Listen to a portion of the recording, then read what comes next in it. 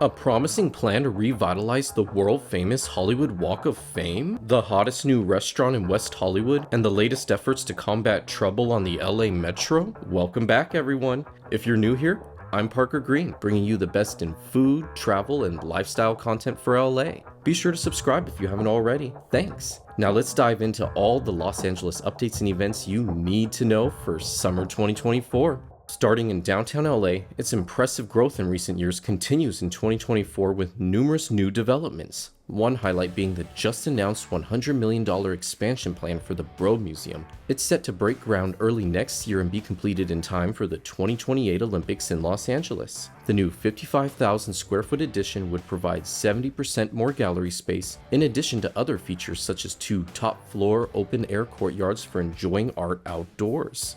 Governor Newsom is also looking to expedite construction of the planned $2 billion 4th and Central project in downtown LA, which would bring 1,500 homes and 410,000 square feet of office space, in addition to retail, restaurants, and a 68-room hotel. There's hope it will transform an area of downtown that's currently filled with mostly vacant buildings near Skid Row in the Arts District. Developers hope to receive approval from the LA City Council later this year. In more good news for downtown LA, the iconic Cliftons will be reopening in stages starting in June 2024 after closing last year from a burst water pipe that caused damage to several levels of the historic space. I remember being there just over a year ago when one of my first ever videos actually started to take off a bit on YouTube.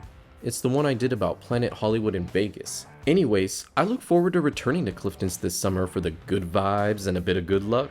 There's a hot new restaurant opening in West Hollywood. The Vanderpump Rules reality star duo Ariana Madix and Katie Maloney have opened their Something About Her sandwich shop, just up the street from Lisa Vanderpump's Sir restaurant that the WeHo-based show initially revolved around. I recently paid a visit, and after waiting in the line outside, I found Katie herself busy cleaning tables and welcoming customers. The sandwiches themselves, which are named after celebrities, were delicious. Something About Her definitely has my stamp of approval for solid bites, with the Meg, a Greek salad-themed wrap, being my personal favorite. The Viola is another good option for people wanting a bit more protein and meat. Also in West Hollywood, the iconic Tail of the Pup hot dog stand, a great historical spot for grabbing a quick bite, now has a Speakeasy on its second level as well, called the Lucky Tiki. This Tiki-themed bar requires reservations and can be entered at the top of the staircase outside Tail of the Pup. Following up on places previously mentioned in this LA Updates series, the fully automated burger restaurant Cali Express by Flippy opened back in April. While visiting for my Pasadena travel guide video, I found the burgers to be decent and similar to In-N-Out, but nothing particularly memorable. I will say that the fries prepared by Flippy the fry flippin' robot were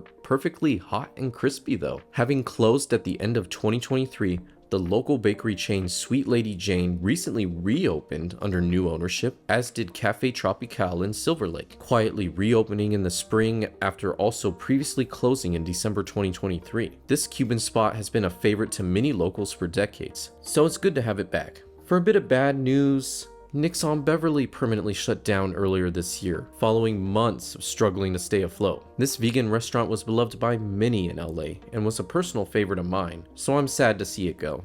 LA Grocery and Cafe is a new spot for both grabbing a bite and getting your grocery shopping done in the Melrose Hill area of Los Angeles. It's been touted by many as a more affordable Erewhon. If you know about Erewhon, then you know it has a lot of gourmet and specialty grocery items that often go viral on social media for their extremely high prices.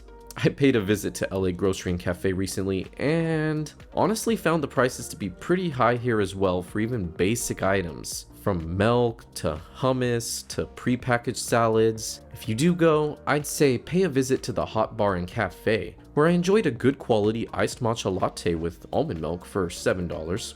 There's also a combo plate option for the really high quality hot bar items that looks smaller in selection but otherwise comparable to Erewhon, as it's still brand new.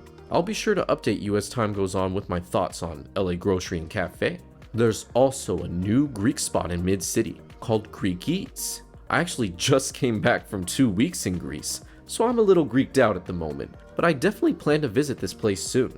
By the way, I often share my thoughts on new spots that I visit, like Greek Eats, on my Instagram. Be sure to add me there so that you can see my updates on Greek Eats and other places around LA. Briefly stepping back to downtown LA, luckily faster here than if we were taking the 101, the infamous Cecil Hotel has been put up for sale. I featured this notorious location full of unfortunate happenings in a Halloween-themed LA Haunted Spots video last year. Needless to say, I'm curious to see what will become of it. Now, returning to Mid-City, CBS Television City's proposed redevelopment project has been scaled back. Previously sold by CBS in 2019 to Hackman Capital Partners, they then proposed a $1 billion plan to redevelop the property. The now revised redevelopment plan eliminates a planned office tower and lowers the height of other new buildings. This comes as the film industry in Los Angeles continues to struggle in the aftermath of the 2023 strikes. We do have some good news when it comes to plans for Hollywood's Walk of Fame and the rest of Hollywood Boulevard though, so stay tuned for that. Down by LAX, the long-awaited People Mover project meant to alleviate the perpetual traffic woes of the LAX traffic loop has been delayed again. Meant to open in 2024, it's now been pushed back to a 2025 opening at the earliest. I guess we'll just have to wait and see what happens, and I'll be sure to keep you updated. Over in Santa Monica, the Pacific Park on the Santa Monica Pier has been purchased by an investment group that plans to invest $10 million into it over the next 5 years.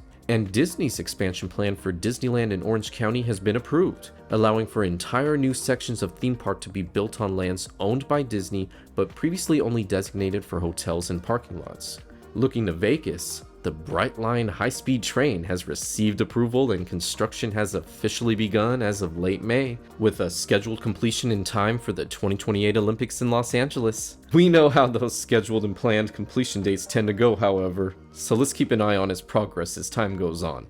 Coming back from Vegas though, there's plenty of fun to be had all summer in LA. Starting in late June, the Foodieland Fest from June 21st to the 23rd will be offering multicultural food at the Rose Bowl Stadium in Pasadena. There's also a Dine LA Restaurant Week coming from July 12 to 26, with hundreds of LA's restaurants offering special meal deals to try out. For ongoing events throughout the summer, there's Cinespia screenings of various films at Hollywood Forever Cemetery, a staple of sunny evenings in LA. It's always a fun option. Night markets at the Bungalow in Santa Monica will be held every Thursday until August 4th. It's a family-friendly event with food vendors and drinks, including the vegan man-eating plant. There's also a Rita's Deluxe Summer Vacation pop-up offering classic diner dishes at Melody Wine Bar on Sundays and Mondays, also until August 4th. And Pixar Fest at Disneyland is happening, until August 4th, with nighttime spectaculars and other special experiences happening until August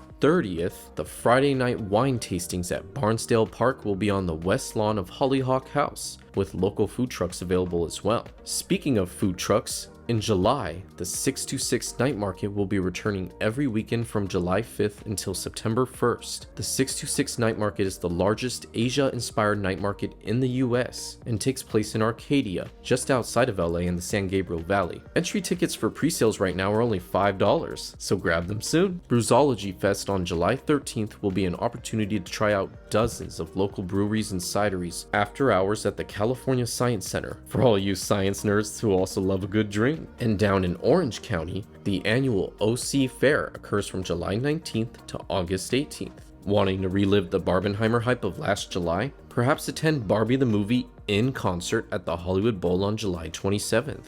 For a more flexible option, off the 405 at the Getty Museum will have outdoor summer concerts every Saturday until August 24th, and Sunday afternoon concerts in the Dome will be available at Mount Wilson Observatory until October 6th. There's also numerous other concerts throughout the summer, including Bruno Mars in Inglewood August 15 to 16 as part of the grand opening celebrations for the LA Clippers' new Intuit Dome Stadium. Now let's look into a few more notable LA updates. First off, Lord Maynard Lara, the chef of Koya Lord, a Filipino fast casual spot, received the James Beard Award for Best Chef in California. LA also got its first recognition from the world's 50 best restaurants list in over a decade. Cato received the Resi One to Watch Award, honoring its unique Asian American dining experience. Meanwhile, troubles continue for the LA Metro. Mayor Karen Bass has announced increased patrols in response to several violent crimes at metro stations that received significant media attention. The North Hollywood subway station for Metro has also begun a trial program requiring people to tap out of stations with their tap cards after a Metro ride, in addition to the traditional tapping in. This effort aims to ensure people actually use the Metro for its intended purpose of transportation and reduce crimes. In Hollywood, the Walk of Fame Master Plan has plans to revamp a 3.6-mile stretch of Hollywood Boulevard, adding bicycle lanes, widening sidewalks, and moving towards what may eventually become a pedestrian-only boulevard. The lane redesigns and most sidewalk widening could be completed by next year, and officials hope it will encourage further growth and revitalization of restaurants and retail along the Walk of Fame. I've shared some of my experiences from living in Hollywood in a previous vlog, as well as my optimism for the area's future. Needless to say, I'm looking forward to seeing how these changes will be affecting Hollywood. Alright you guys, that's your LA summer updates for 2024. If you found this helpful in any way, please remember to leave a like, subscribe, and hit that notification bell so that you don't miss any of my future updates. Also drop a comment below if you have any questions or want to share your favorite summer plans in Los Angeles. But with that, I hope you have a wonderful summer season full of memorable events here in LA and beyond.